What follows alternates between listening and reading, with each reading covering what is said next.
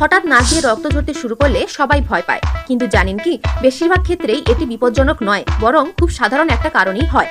নাকের ভিতরে অনেক ছোট রক্তনালী থাকে। এই রক্তনালীগুলি শুকিয়ে গেলে বা খুব গরমে, খুব ঠান্ডায় আঘাত লাগলে, বেশি নাক খোঁচালে বা সর্দিতে জ্বালা হলে সহজেই ফেটে যায়। তাহলে এবার জানা যাক, নাক থেকে রক্ত বেরানোর ঝুঁকি কাদের মধ্যে বেশি দেখা যায়। শিশু, ডাস্ট অ্যালার্জি থাকা মানুষ, বেশি গরমে থাকা বা কম জল পান করা মানুষ, এদের নাক দিয়ে রক্ত পড়া বেশি দেখা যায়। নাক দিয়ে রক্ত পড়লে কি করবেন? ঘাবড়াবেন না, সোজা হয়ে বসুন। নাকের নরম অংশ আঙুল দিয়ে 10 মিনিট চেপে ধরুন। সামনে হালকা ঝুঁকে থাকুন। ঠান্ডা জল বা বরফের কাপড় নাকের উপর দিন। যদি 20 মিনিটেও রক্ত না থামে, বারবার নাক দিয়ে রক্ত পড়ে বা মাথায় আঘাতে লেগে রক্ত পড়ে, তাহলে অবশ্যই ডাক্তার দেখান। তাহলে এবার জানা যাক, নাক দিয়ে রক্ত পড়া কিভাবে প্রতিরোধ করবেন। ঘরের বাতাস আর্দ্র রাখুন। নাক খোঁচানো বন্ধ করুন। প্রচুর জল পান করুন। ঠান্ডা গরমে নাকের যত্ন নিলে রক্ত পড়া অনেকটাই কমে।